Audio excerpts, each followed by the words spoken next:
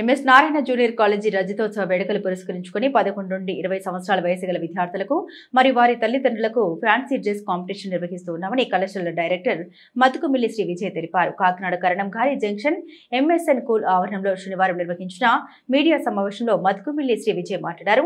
1971వ సంవత్సరం స్థాపించబడిన Nehru education society ఆధ్వర్యంలో నెహ్రూ ఎయిడెడ్ విద్యా సంస్థలు మరియు MSN English medium high school 2000 సంవత్సరంలో ఎంఎస్ నారాయణ జూనియర్ కాలేజీని స్థాపించి ఎంతో మంది విద్యార్థులు వివిధ రంగాల్లో స్థిరపడ్డారని, మా తండ్రి గారు ఆదినారాయణ విద్యా సంస్థలో విలువలు విద్యార్థులపై ఒత్తిడి లేకుండా అవలంబించిన విద్యా విధానాలే మా విజయానికి మూల స్తంభాలన్నారు. ఎంఎస్ నారాయణ జూనియర్ కాలేజ్ 25 సంవత్సరాలు పూర్తి చేసుకున్న సందర్భంగా రేపు ఆదివారం కాకినాడ కులాయి చెరువు ఆవరణంలో గల రాగిరెడ్డి కళాక్షేత్రంలో నందు కరెస్పాండెంట్ లక్ష్మీ తులసి ఆధ్వర్యంలో ఈ రజతోత్సవ వేడుకలు నిర్వహిస్తున్నామని, కాకినాడ పరిసర ప్రాంతాల్లో ఏ పాఠశాల లేదా కళాశాల నుండైనా విద్యార్థులు వారి తల్లిదండ్రులు ఎటువంటి రుసుము చెల్లించకుండా పాల్గొనవచ్చని తెలిపారు. ఈ కార్యక్రమానికి Kakinada JNTU incharge vice chancellor Muralikrishna, వివిధ విద్యా సంస్థల కళాశాల యాజమాన్యాలు హాజరవుతారని, పోటీలో పాల్గొన్న విజేతలైన విద్యార్థులకు వారి తల్లిదండ్రులకు బహుమతులు ప్రదానం చేస్తామని శ్రీ విజయ్ తెలిపారు. ఈ అవకాశాన్ని ప్రతి ఒక్కరూ సద్వినియోగం చేసుకోవాలని సూచించారు.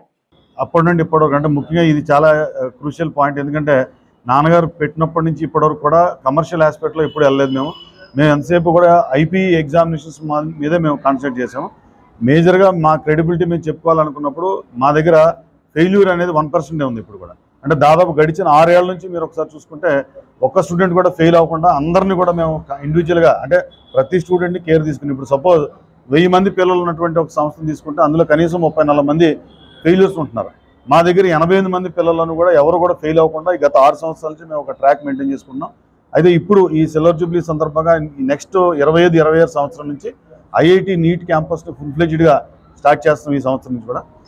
సో మా దగ్గర స్పోర్ట్స్ కూడా ఇంకోటి ముఖ్యంగా మీరు గమనించేది ఏంటంటే జనరల్గా ఇంటర్మీడియట్ అనగానే స్పోర్ట్స్ మీద పెద్దగా శ్రద్ధ ఉండదు, కానీ మా దాంట్లో నేషనల్ లెవెల్ వరకు కూడా ఈ మధ్యకాలం లాస్ట్ ఇయర్ కూడా మా పిల్లలు నేషనల్స్ కూడా ఒలింపిక్స్కి వెళ్ళడం జరిగింది.